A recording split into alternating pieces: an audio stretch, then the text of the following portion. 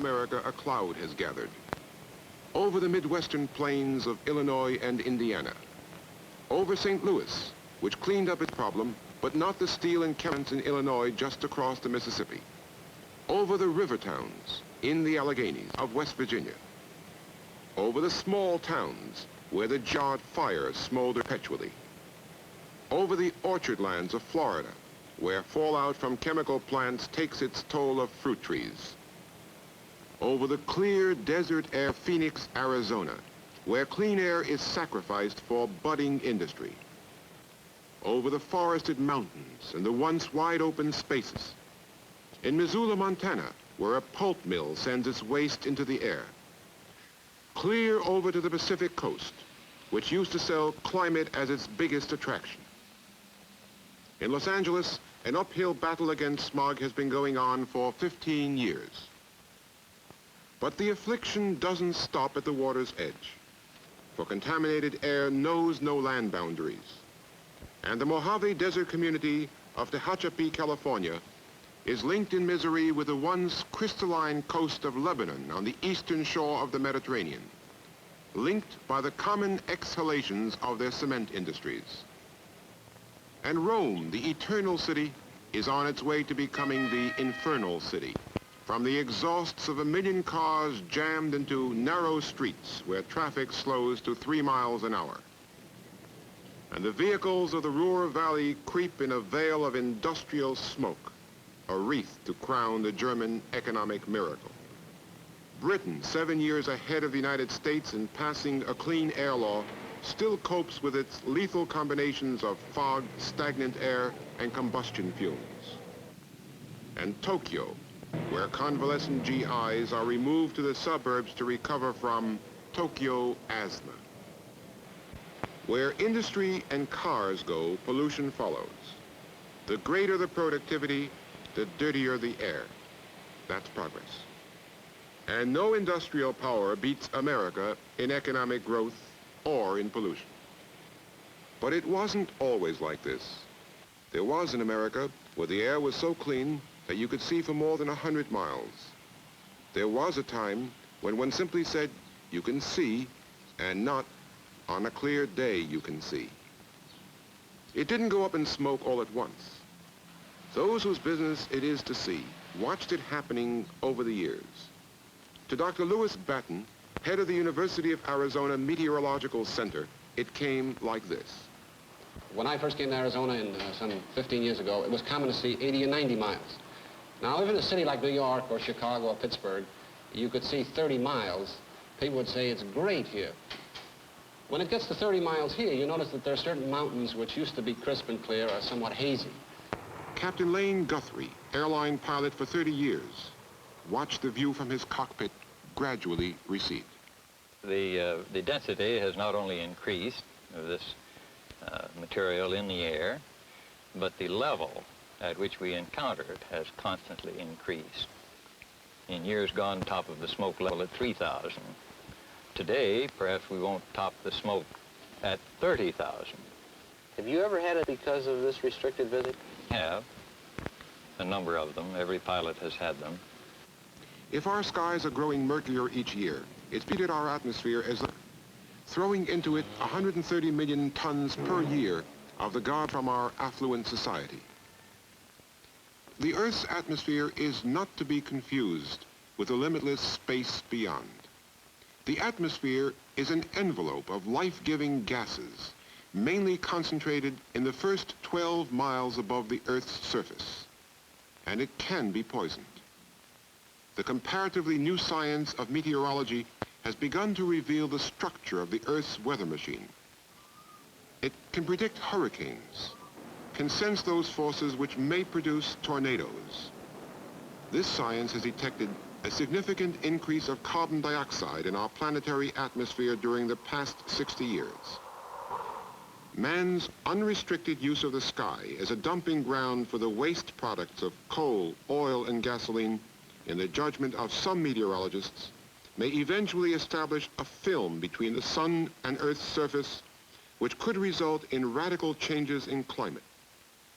The polar caps might begin to melt. coastal cities be drowned by the rising ocean level, and the northern hemisphere become tropical.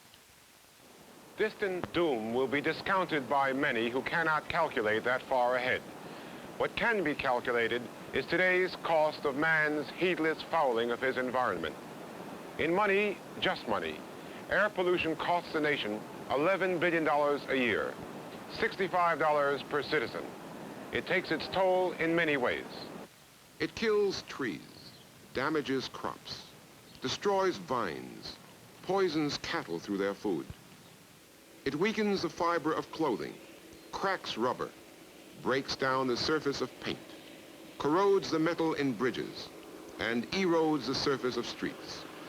It restricts visibility to add to flying hazards. It blackens the surface of buildings, turns marble into a compound that washes away, causes limestone to crumble. The self-glorifying hieroglyphics of Thutmose III, which withstood Egyptian sun, wind, and sand for 3,000 years, are melting today in the air of New York's Central Park. It deprives white moths of the natural camouflage of white birch. Soot-covered trees in Britain made them targets for their bird. To meet the man-made emergency, a darker strain of moth emerged, better able to survive, a modern illustration of Darwin's theory of natural selection. That's what it does to our environment. Harder to measure in dollars is what it does to us in the 400 cubic feet of air we inhale each day. Some remember that in Donora, Pennsylvania in October 1948, a third of the 17,000 people became ill and 17 died of poison in the air. Many recall the 5-day killer fog in London in December 1952, when 4,000 deaths were recorded. But not many recollect that in November 1953, stagnant air and sulfur dioxide figured in the deaths of 200 persons in New York City. Or that in December 1962, 340 died in London for only a few days. Did bad air kill them? Some were already ailing or feeble. An aggravating circumstance, the doctors call it. But we are not sure that foul air only aggravates. Respiratory diseases are on the increase in the United States.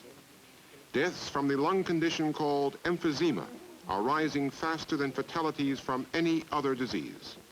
The evidence is that long-term, low-level air pollution is a factor in lung ailments that are sometimes fatal. This black pitted tissue is what a human lung looks like that has been long exposed to contaminated air. The man who has done more research on the effects of polluted air on animal tissue than anyone else is the newly appointed director of the National Environmental Health Sciences Center, Dr. Paul Cotin. He tells producer Jack Beck that air pollution may help to explain the higher rate of lung cancer in cities than in the countryside. We have identified in urban air the presence of known cancer-producing chemicals. When you collect them out of the air and paint them on animals or inject them into animals, or when you expose animals in inhalation chambers to synthetically reproduced urban polluted air, you get an effect on lung cancer incidence. Dr. Cotin, what did your experiments with mice subjected to hydrocarbons and other emissions from the auto exhaust demonstrate? The amount and number of cancers we got was in proportion to the amount of material that we painted or injected. But then we realized that perhaps we might be shortchanging ourselves, that people weren't exposed to any one thing at a given time. They were exposed to a lot of things. And maybe what we try and do is duplicate this multiple exposure situation under laboratory conditions. Let's suppose a man is breathing dirty air in a city, he's puffing on a cigarette, he's coming home from a dusty job, he gets behind a bus, and then in addition to that has a little virus infection. Not enough to keep him home, but enough so that he's got a few symptoms. Well, we picked out two of the things that had the highest index of suspicion to combine them. The smog with its known chemical carcinogens, and we picked a virus, the flu virus, which we know has a certain effect on the lung. We wouldn't pick a virus, for instance, that had its primary effect on the skin. Well, when we combined these in inhalation chambers, we infected the mice with the viruses and then put these animals in chambers where they were exposed to city smog. And sure enough, with the virus alone, we got some response, of course, but no cancers. With the smog alone, we got some response, but no cancers. But here is a jackpot slide, as it were. We have a cancer of the lung, microscopically similar to that seen in man, produced, at least in our hands, only by the combination of the virus, the flu virus, and the Los Angeles smog. Where does this menace spring from? Briefly, from our way of life. The fires to heat our homes, the combustion to drive our automobiles, fly our jets, move our trains, propel our ships. The processing of raw materials into industrial products. The burning of waste in city incinerators or in backyards. The refining of petroleum. The burning of coal and oil to generate electricity. The spraying of crops. The construction of roads and buildings. And the blast-offs into space. All of this creates waste that goes into the air we breathe. More kinds of waste than we've ever known. And some produce effects that we do not yet understand. What's been done about it? Until recently, not much.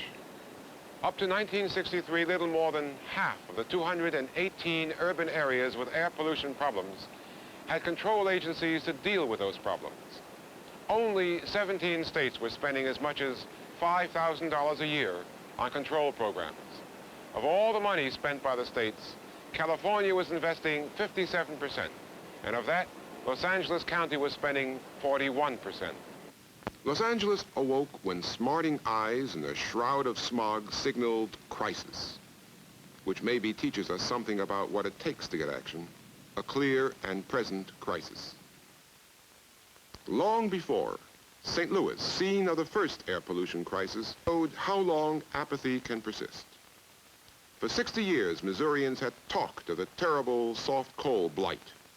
And as Missourian Mark Twain said about the weather, they had done nothing about it as they watched property values drop at the rate of $25 million a year.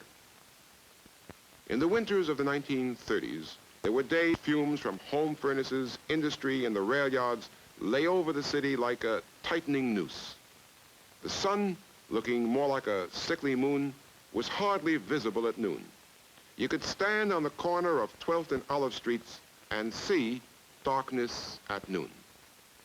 Everybody knew the crusading St. Louis Post-Dispatch had been badgering the city fathers for years, but to no avail until November 28, 1939, Black Tuesday. That day, St. Louis was submerged in its thickest blanket of smoke. Then the Post-Dispatch talked tough, advanced a program of its own, rallied an outraged citizenry. Out of Black Tuesday came a smoke program and a smoke commissioner, Raymond Tucker, later mayor for 3 terms. In order to accomplish anything, you had to change the merchandising habits of about 1,700 fuel dealers, the buying habits of about 750, 800,000 people, and of course the mining habits of one of the largest coal seams in the United States over in Illinois. So there were built-in resistances that had to be overcome before anything materially could be done. What was the missing ingredient? Well, I would say everyone knew what to do. The missing ingredient was a will to do it. And unless that exists, and you have unanimous support, you're going to be in trouble. You can't get it done. What finally determined that something would be done about it? Well, that was the bad conditions that arose on the so-called Black Tuesday. The people became aroused and demanded something be done. The mayor then appointed a committee of outstanding citizens representing all elements in the community, and they came in subsequently with a very, very definite proposal that certain things be done, and the ordinance was passed. And from there on, then it just became a matter of enforcement. 2 winters later, the view from 12th and Olive Streets had changed, or rather there was a view now. For some, it was a discovery that a few blocks away was a statue of General Sherman, and behind that, City Hall. Pittsburgh, a town known in those years as the Smoky City, had watched the effort in St. Louis. In 1945, with World War II over, Pittsburgh buckled down to clear its air. Leading that drive with Richard Mellon was Mayor David Lawrence, later governor of Pennsylvania, who recalls it to Jack Beck. Of course, it was a tough fight here in Pittsburgh because you had two elements to contend with that they don't have in New York and some of the other places, because great fortunes were made, and they're still being made in this area, in the coal business. You had the corporate side. Then thousands of men were earning their living in the coal mines from the labor side. They were all concerned. A great deal of their business came from hauling coal, and they were fearful of what was going to happen to them. Of course, the place was dirty, filthy. Many days the street lights would be left on until 11 o'clock or 12 o'clock at noon, because what would happen, you know, fog would come up, and then, of course, the smoke would get involved with the fog, or the fog with smoke, and created what I guess the word was coined here, smog, and that drove a lot of people away. They just didn't want to live here. For instance, our corporations would ask men to come here at a greatly advanced salary, but he'd go home and tell his wife that he had an offer of a job from a Pittsburgh corporation. She'd throw up her hands and say, I don't want to live in Pittsburgh, and that's smoke and filth and so forth. So that hurt us very measurably, and our business leaders sensed that and made up their mind when the war closed and they came back here to start up again, take up where they'd left off. They'd better do something or Pittsburgh was going to fold up. I take it that the technology how to clean up Pittsburgh had been known for a long time before the job was done. What was the missing ingredient? Well, just the spirit to do it. It's something that I like to call civic patriotism. You've got to arouse in the people a type of patriotism in their city, comparable to the type of patriotism we Americans pride ourselves in having nationally. Then you've got to have public officials who are willing to take a chance on doing something that looks as if it might be unpopular and temporarily is unpopular. Fortunately, Mr. Mellon was a director and a large stockholder in the Pennsylvania Railroad, and he was very helpful in that field in convincing his associates finally to go along. Now, the same happened with George Love at the head of Pittsburgh Consolidated. They realize now that Pittsburgh was saved and is now a much better looking city and a much better place to live. And they weren't destroyed in the process? No, they all made more money in the end. When David Lawrence and his fellow citizens finished their work, Pittsburgh's air had been scrubbed clean. The smoky city was smoky no more. Pittsburgh today is a pleasanter place to live and to work. But the spirit of Pittsburgh has not fully spread up the Monongahela and the Allegheny rivers to the nearby industrial regions. Smoke from soft coal was a relatively elementary problem. The technicians knew the answer. Needed only was the will to do something about it. In St. Louis and Pittsburgh, public outrage and industry's enlightened self-interest provided the missing ingredients. The 1950s and the 60s brought new and tougher pollution problems. The population exploded, so did the industrial economy. Half the population was cramming into 1% of the land. Coal was being replaced by oil for home heating, for electric power, and we were heading towards becoming a nation of 88 million autos. More people, more crowding, more cars, more industry added up to more smoke. And new, more complex kinds of smoke. First to face the sinister new threat was Los Angeles, which found itself in a battle for the survival of a great city.